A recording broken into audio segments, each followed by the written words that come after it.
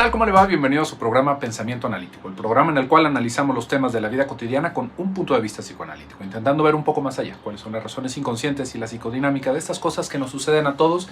Y esta semana tenemos la dinámica que, como le digo, una vez más, me gusta muchísimo, es las preguntas del auditorio. Tenemos un foro en donde usted nos puede hacer preguntas abiertas de lo que usted guste, del tema que usted guste, de algún caso que usted conozca, tal vez suyo, tal vez de alguna persona cercana que usted nos pueda informar, y de aquí vamos a sacar reflexiones para intentarle dar respuesta a estas inquietudes que usted tiene. Y vamos a comenzar. A veces escogemos las más votadas, de repente escogemos unas aunque no estén votadas, pues son preguntas interesantes, pero vamos a ver ahora qué nos toca.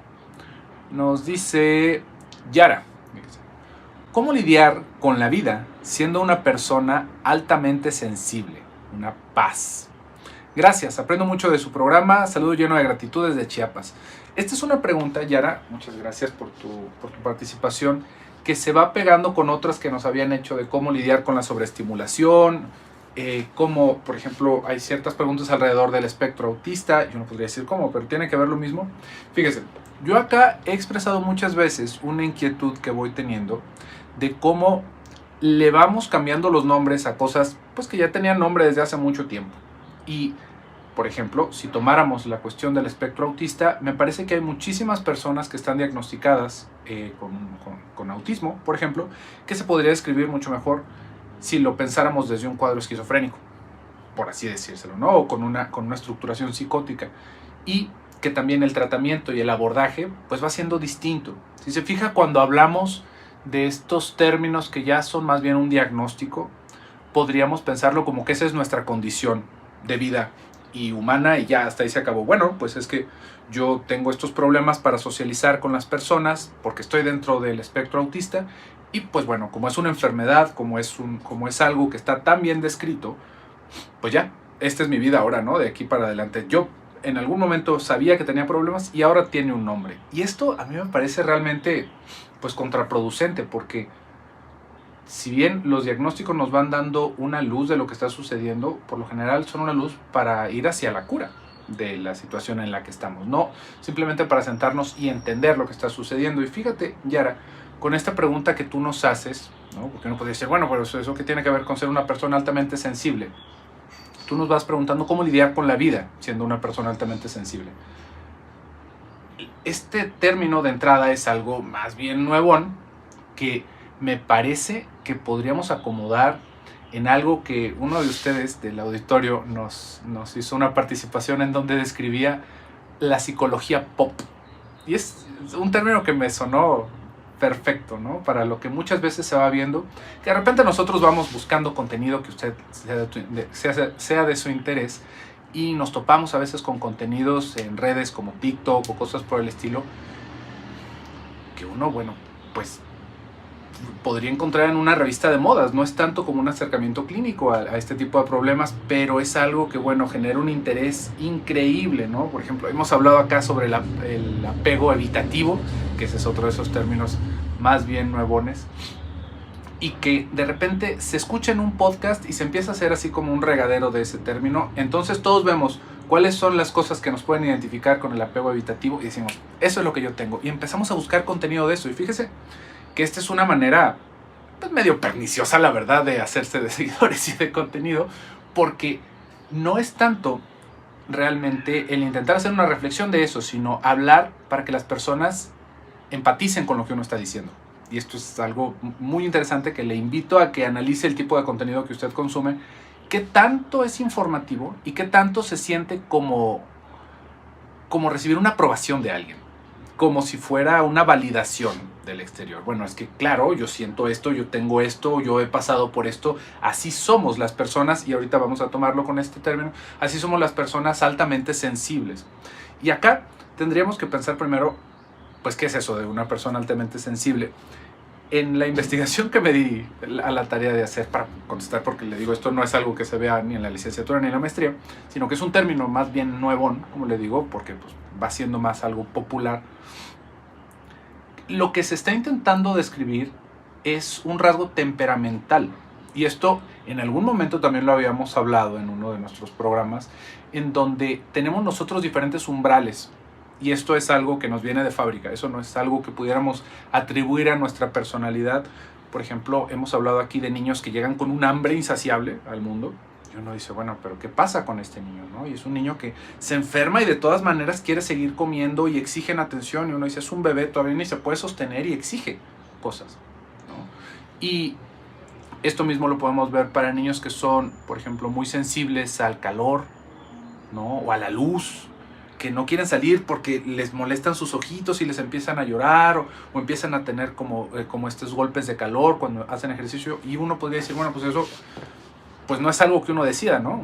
O, por ejemplo, el umbral que tenemos hacia el dolor. Hay niños que no les gustan los deportes de contacto porque les duele y uno podría decir, bueno, pues ¿qué es lo que está pasando? ¿Será que le duele más que al otro? ¿Qué es lo que está pasando? Y es un tema interesante de investigación porque efectivamente hay umbrales distintos en nosotros. Como le digo, de fábrica. Ya venimos así de la máquina, ¿no? Pero, realmente, ¿qué tanto de esto nos determina en nuestra personalidad y como adultos?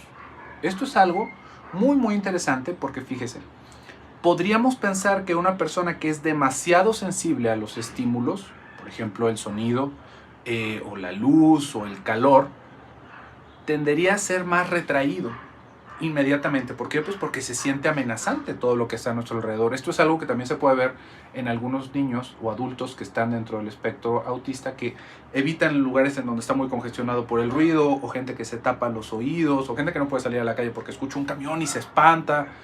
Y uno podría decir, bueno, eso es lo que está generando el conflicto. Entonces, fíjese cómo eso nos trae un tren de pensamiento de decir, ¿cómo puedo afrontar la vida si soy una persona así? Y ese es el asunto. Que nosotros tengamos esos umbrales, lo podríamos pensar como algo positivo o como algo negativo, como algo a lo cual nosotros le podemos sacar provecho o tenemos que aprender a lidiar con ello. Fíjese este tipo de cosas como ya no tienen que ver tanto con decir, bueno, pues es que a mí me molesta muchísimo el calor y por lo tanto no salgo nunca porque me molesta mucho el clima, o salgo a todos lados con una sombrilla y con un abanico. No es algo que determine como tal. Uno podría decir, es que a mí me molesta mucho el ruido. Pues bueno, definitivamente que no voy a ser mecánico, ¿no? Si voy a estar escuchando golpes y martillazos todo el tiempo, o tal vez sí, y me voy a poner tapones. ¿Cuál sería la diferencia? Si se fija, ahí no es algo que como tal nos vaya a determinar, porque aquí hay que entender algo. Y esto va ligado con la pregunta que le decía sobre la sobreestimulación. ¿Cómo lidiamos con este tipo de cosas? Y es algo que se aprende a hacer. Esta atención selectiva es algo que nosotros tenemos que desarrollar. Esto es otra cosa que podríamos ver en algunas personas que ya ahora se van identificando en ese sentido como que tienen un trastorno en el déficit de atención, que no se pueden concentrar en nada, que todo se deja a la mitad, que todo nos distrae. Eso es algo que tiene que ver, por un lado, con estos umbrales que estábamos diciendo hace rato, pero principalmente con cómo se nos enseñó a lidiar con esto. Porque todo esto se aprende también. Sí vamos a ir determinados en ciertos aspectos que nos van empujando, nuestro aspecto biológico nos va empujando, pero es algo que siempre se ve sobrepasado por la cuestión de aprendizaje. Si no, pues piense, por ejemplo, qué tantos de nosotros nos meteríamos a nadar, ¿no? Y uno podría decir, bueno, pero nosotros tenemos un reflejo de dejar de respirar cuando nos pegue el agua, tenemos todas estas cosas. Sí, pero si alguien no nos enseña a nadar, nos ahogamos. Y no es algo que uno podría decir, bueno, es que yo no vengo determinado, pues yo no tengo aletas, no tengo cola, no tengo branquias, entonces no puedo nadar, pues no. Y pues pregúntese cuánta gente nada. O, por ejemplo, cuántas personas juegan fútbol. No es algo que nos venga natural estarle pegando a los balones. Todas estas cosas son cosas que se aprenden y, por lo general, podríamos decir que siempre prevalecen la cuestión de la crianza. Entonces, acá tu pregunta, Yara, que fíjese ya como pareciera que estoy dando demasiadas vueltas, pero es importante entender de dónde viene, ¿no? Porque si solamente contesto cómo lo podríamos hacer, aquí hay que entender que no es algo que nosotros tengamos que asumir como que es, ¿cómo lo podríamos decir? Como una condición inmutable, que no se nos va a quitar. Si yo estoy, por ejemplo, demasiado afectado por el sonido y por eso no quiero salir. ¿Y qué tal si me pongo taponcitos, como le decía? Le voy a confesar, es algo que hago yo cuando voy a un lugar en donde hay música en vivo. Y tal vez la persona que está tocando la música en vivo diría, qué grosería. Pero pregúntese, ¿qué necesidad hay de que la batería tenga micrófonos si estamos en un lugar de 5x5? Pero a mí me molesta muchísimo el sonido. Entonces, ¿qué hago? Pues me pongo unos taponcitos. En lugar de dejar de ir a esas cosas. Le digo, compartiendo un poquito, porque creo que todos podríamos entender un momento de experiencia en donde digamos, es que a mí, yo me engento demasiado rápido. Es una experiencia que van teniendo muchas personas. No me gusta ir en donde están muchas personas porque me siento abrumado, me apachurro. Sí, por supuesto. Hay personas que eso no les genera ningún inconveniente.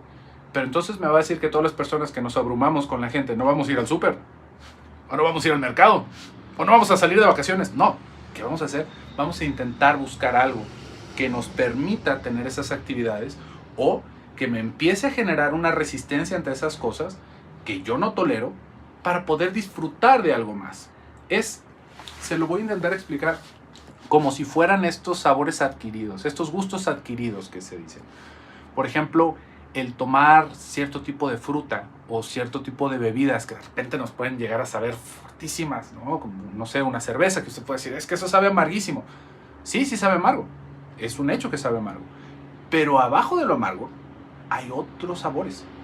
Si empezamos a entrenar nuestro paladar como exponiéndonos a eso, vamos a empezar a encontrar que hay tonos por debajo. Que no solamente es eso amargo que pensamos, que eso es lo que sucede cuando nosotros no estamos acostumbrados a algo. Siempre nos llega este impulso de, guácala, no lo quiero. Lo mismo sucede con el picante. Hay personas que no toleran un gramo. Si se le fue una semillita a un chile, ya se acabó la comida, es asquerosa, no la puedo tocar. Pero nos vamos a dar cuenta de que mientras más vamos ampliando la posibilidad de tolerar ese tipo de cosas, vamos a encontrar otras por debajo que no las hubiéramos conocido si no nos hubiéramos expuesto a ellas. Esto es algo que le digo, nos pasa en la comida, nos pasa en las conversaciones y nos pasa en todos los aspectos de nuestra vida. Entonces, acá la recomendación o la idea es buscar que eso no nos detenga. No decir, como soy muy sensible, debería de buscar ciertos lugares en donde no esté sobreestimulado, sino poder empezar a enfocar mi atención en ciertas cosas, intentar lidiar con esos estímulos poco a poco cada vez. No es lo mismo decir, bueno, yo me siento abrumado cuando hay mucha gente, a decir, me voy a dar una vuelta, una media hora. Voy a ir una media hora nada más, voy a estar entre la gente, ya me voy mentalizando, tal vez lo voy a sufrir un poquito en ese momento, pero voy a ir porque quiero algo que está ahí. Fíjese cómo ya vamos proponiéndonos una meta y se va entendiendo por qué es, porque si nada más lo estamos haciendo por sufrir, va a ser horrible. No lo haga de esa manera, pero le aseguro que en todos lados, si nos sobreponemos a ese tipo de incomodidades en las que estamos, vamos a encontrar un montón de placeres por debajo de eso, porque eso es todo. Es como si dijéramos, fíjese cómo es algo que le pasa a la mayoría de las personas cuando somos pequeñitos.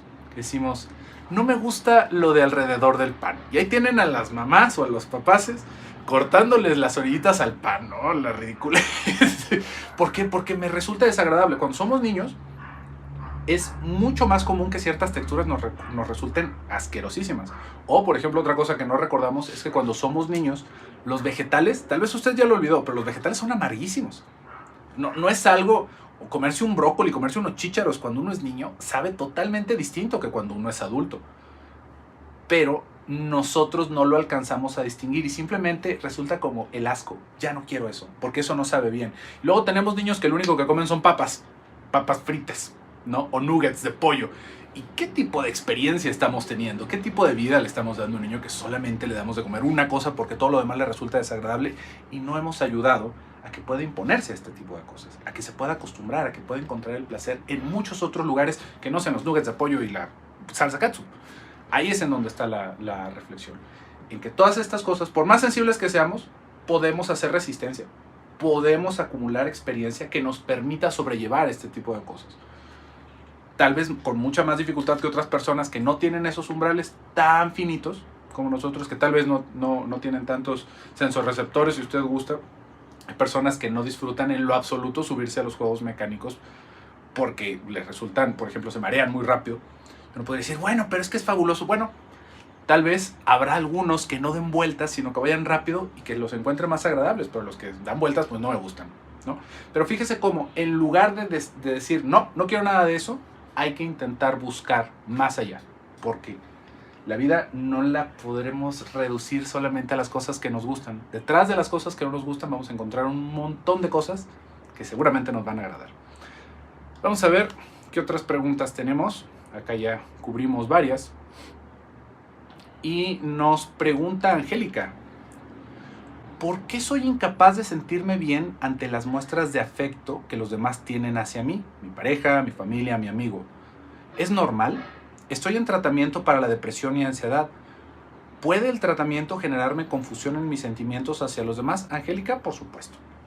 Por supuesto, si tú estás pasando de entrada por una situación de depresión y de ansiedad, una de las cosas que pueden llegar a suceder es como este aplanamiento emocional, en donde no se siente nada, uno no se siente a veces ni triste ni contento, o a veces el contacto con las personas se siente extremadamente superficial, sentimos que no conectamos con los otros, a veces las palabras no tienen mucho sentido, o podemos llegar a experimentar cosas todavía como más hacia la repulsión, es decir, me molesta que me toque la gente, o que me abracen, o que me digan cosas bonitas, me empieza a hacer sentir mal.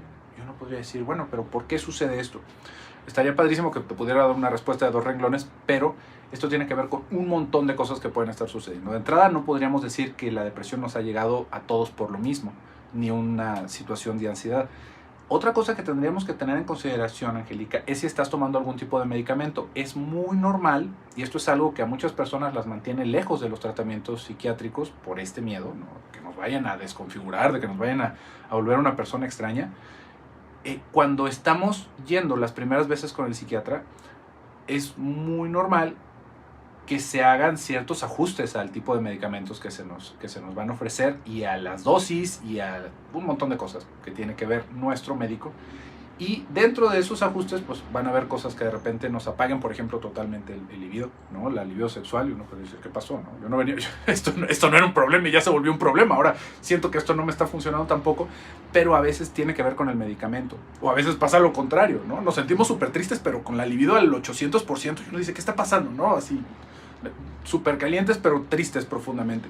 Esto tiene que ver muchas veces con el medicamento. Entonces, ahí hay que tener un momento de paciencia en lo que se nos está acomodando esto, en lo que se empieza a encontrar, porque no hay forma más que probándolo y entendiendo cuál va a ser la función de cada medicamento para nosotros. Puede ser que esté sucediendo esto, pero si estamos en una situación triste, realmente, pues como que nos viene esta pregunta, ¿por qué no me siento mejor cuando me abraza la gente? Resulta como extraño, como contrariante, pues debería de sentirme bien si me chiquean, si me muestran cariño. Sin embargo, lo que siento es asco, o lo que siento es molestia, o lo que siento es miedo. Y esto, específicamente dentro de tu tratamiento, va a ser una guía para entender de dónde está llegando tu depresión, si eso es lo que está pasando. A veces, estas muestras de depresión y ansiedad no tienen que ver con una cuestión de soledad, sino con una cuestión de fusión, con tener demasiado cerca a las personas. Esto puede llegar a suceder con nuestra pareja o con nuestros padres. Uno podría decir, pero es que ¿por qué está tan triste esa niña? Si esa niña es la chiqueada, la consentida de sus padres. Pues sí, claro, no se le separan un 16, todo el tiempo la tienen sostenida, no importa qué edad tenga, y la niña se está sintiendo asfixiada con el tiempo, y eso le genera una depresión. Uno podría decir, pero ¿cómo? Tanto cariño y aparte ponerse triste, pues es que acuérdense, ni tanto que queme al santo, ni tanto que no lo alumbre. Pero bueno, vamos a ver qué otra pregunta tenemos ya para cerrar. Nos pregunta Marcos. Buenos días, José Luis. Quisiera preguntar por qué hay rasgos psicopáticos que cumplen con una tarea socialmente aceptable. Por ejemplo, los rasgos de asumir riesgos, de hiposensibilidad y potencialidad homicidas son muy apreciados en las fuerzas de seguridad, claro. Sobre todo aquellas que están destinadas a confrontar con asesinos urbanos o profesionales. Muchas gracias por tu pregunta, Marcos, muy interesante.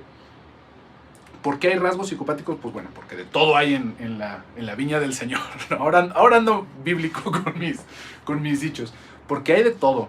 Acuérdese, todos tenemos estos rasgos. En algún momento estuve hablando largo y tendido sobre esta cuestión de los psicópatas y de los rasgos psicopáticos que todos tenemos. No por tener rasgos es lo mismo que tener una estructuración psicopática, así como lo mismo habíamos hablado sobre lo neurótico y sobre lo psicótico. Son cosas que nos van componiendo, son como, lo podríamos decir como un collage. Lo importante es de qué hay más y eso es lo que nos va determinando. Pero todos vamos teniendo esto. Y ahí hay que tener muy en cuenta, Marcos, que los rasgos nos pueden ayudar con este tipo de cosas para buscar personas adecuadas para el trabajo. Por ejemplo, no vamos a poner a una persona que es súper sensible al dolor de los demás a cuidar a los reos en una prisión donde hay puros homicidas y violadores, ¿verdad? ¿Por qué? Porque son personas que no van a tener el mismo trato que una persona que no tenga ese tipo de patologías y que por lo mismo se va a necesitar que haya una autoridad que los tenga controlados, que los tenga limitados. Y una persona que es así de sensible pues simplemente no lo va a poder hacer. Pero en el momento en el que metamos a alguien que realmente es un psicópata, se va a empezar a ser amigo de todos, va a empezar a buscar cómo sacarlos, les va a empezar a pasar cosas, ¿no?, para que sigan haciendo daño, los va a intentar utilizar a su conveniencia. Entonces, fíjese el problema que resulta de esto, que eso no tendría por qué contárselo yo, pero eso es lo que pasa en todos los niveles de gobierno y en todos los países del mundo. Es nuestra lucha constante con esta cuestión de la perversión y lo que se vive en el aspecto público como corrupción es un dilema que tenemos desde que somos civilización. Es algo que es inherente de nosotros, de nuestra condición como seres humanos. Pero ahí la diferencia, como le digo, es hasta dónde es un rasgo, hasta dónde es sentir que yo estoy satisfaciendo tal vez una cuestión sádica al estar castigando a estas personas dentro del marco de la ley, y hasta dónde yo soy uno de ellos que no han atrapado y voy a hacer mi agosto porque me dieron ese trabajo. Ahí es en donde está la diferencia. Todas estas cosas, todos esos rasgos, mientras sean algo que podamos acomodar al beneficio de la sociedad, van a ser aceptados.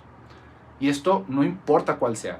Carniceros, policías, jueces, doctores, enfermeros, psicólogos, todos esos rasgos que uno podría decir, bueno, es que eso es terrible. Por ejemplo, la curiosidad. Imagínense, el estar enterándose sobre los problemas de las personas, sobre el dolor ajeno.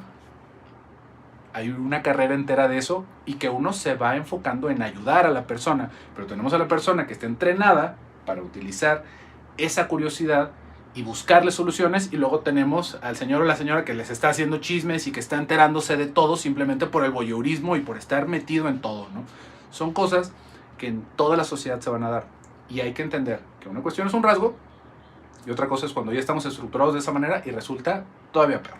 Pero bueno, por el día de hoy hasta acá vamos a dejar este video. Espero que lo haya disfrutado. Me gustan muchísimo estos videos y todavía tenemos otro el día que viene de la semana. Les recuerdo que tenemos videos los lunes y los jueves en horario mexicano a las 11 del día. Yo me despido por el día de hoy. Soy José Luis Amarripa. Hasta pronto.